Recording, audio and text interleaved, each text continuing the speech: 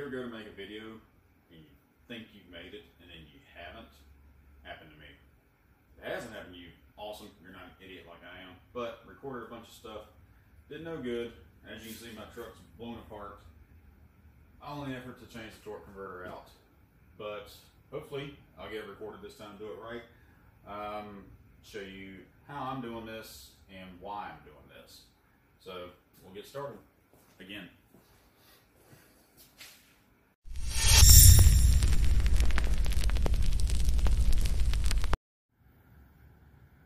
Two things worth mentioning. Yes, that is the chair that I sit in and roll under my truck to work on it. It works well for me. I don't have the height in this garage for the lift to go up any further. I have 10-foot ceilings, but this lift works for me sitting in a chair. Second thing to mention, yes, that is bird crap all over my pickup truck. Getting it clean wasn't the priority right now. But let's scoot up under the truck.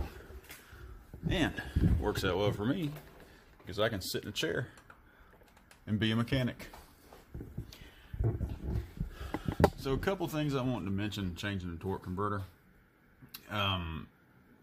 There's other videos, and I did some stuff that as I mentioned, did not get recorded. But one of the things I do is I remove all the spark plugs, and on this one I removed 6 out of the 8 because those 2 were behind the log, and I didn't want to remove that to get to them. Reason for that is you do have to spin around your flex plate to get your bolts. This is a 4L80E, so there's 6. 4L60E would be 4, but you do have to spin that, and when taking a pry bar and wedging it, it's a lot easier when you don't have all that compression on there. The main things to mention if you're going to remove a transmission to get to your torque converter or for any other reason, obviously everything under the transmission has to come out. So if you've ever watched my previous videos on this truck, you know, I have my log, or my driver's side manifold comes under the transmission, goes back up to my log for my turbo, so that had to be removed. Obviously the lines, I had to remove those. The wiring, as you can see, the starter had to come out, those kind of things. I am going to clean this wiring up before I put the transmission back in. But wanted to mention that, again, the spark plugs kind of help taking those out so that you don't have so much compression on it, and you can take a pry bar or something and spin your flex plate so you can get to your torque converter bolts. There is my factory 4L80E torque converter. I think they have around a 2200 stall. Somebody will correct me, but for me it wasn't working with this turbo setup on this truck. Drove fine. I mean, went down the highway grade, everything you'd want a pickup truck to do, except for when you put your foot into it, there was so much lag because the torque converter had essentially met its stall before the boost had built. So to remedy that, I have a Circle D 2800 to 3200 stall, and I've used Circle D before. I like them. They are not the cheapest, but something like this and the amount of work that it takes to get in and out, I don't always want the cheapest. I've had good luck with them. I like the company. They send, you know, they have good deals on stuff and they do well with it. Another thing I wanted to mention, I can reach over here and grab a tool. When changing a torque converter, as you can see how that one's, the way it's sitting, you would want to put, obviously that's just a dust cap, but you want to remove that and put fluid in it. You don't want to start these dry or run your pump dry. But what I like to do to make sure that it's seated, if you're taking one out, is I put a straight edge across the bell housing and then measure a point so that you know how far back to seat it. Because some of these, you know, they'll bump, you'll feel a notch and it's not actually all the way in, you'll have to bump it again.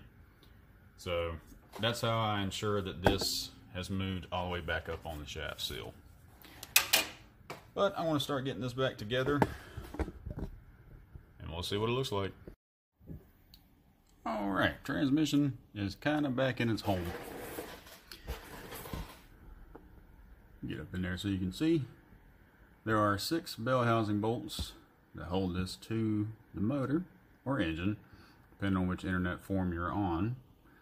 As you can see, I did put a strap around the jack and the transmission. It comes with chains, but they're kind of janky. This is the cheapo transmission jack. I don't plan on using this a lot. It works well, but if I were going to make a living with it, I'd get something better. Up there at the very top, I call it 12 o'clock position. You probably can't see, but I'm trying. There's one bell housing bolt up there. That's a bear to get to, at least on this one. And the way I'm going to get that one in is once I get the other 5 where I want them, I will let the jack down. The motor and transmission will lower, and then I can reach my arm up in there. But the way it is now, it's not a lot of room. So that's how I'm going to get to that top bolt. One thing I wanted to mention as well, your bell housing bolts and your dust collector bolts are the same thread, but as you can see, the bell housing bolts are the longer ones. You want to make sure you put the longer bolts back in so that you have all the thread you should have. You want to make sure that transmission stays on that motor. Pretty much got everything back in place.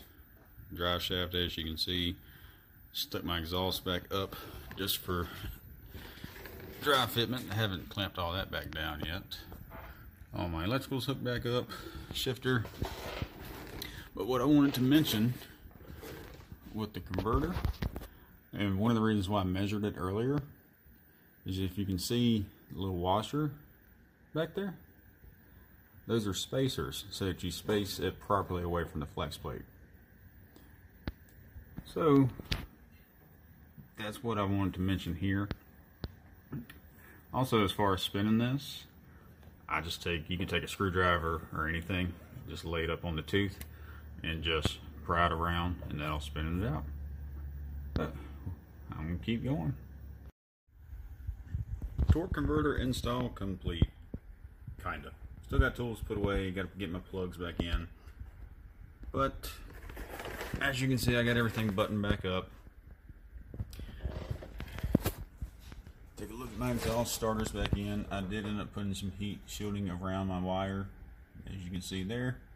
It started to feel a little crispy, but not too bad. Glad I built this exhaust. I tried to get a shop to build it, and nobody wanted to touch it. They all wanted to cut off my mufflers and put new mufflers on, and that was as far as they'd go. So I ended up building this exhaust for this truck, and now I'm glad I did, because I made it where I can remove pieces for stuff like this. I got everything back together.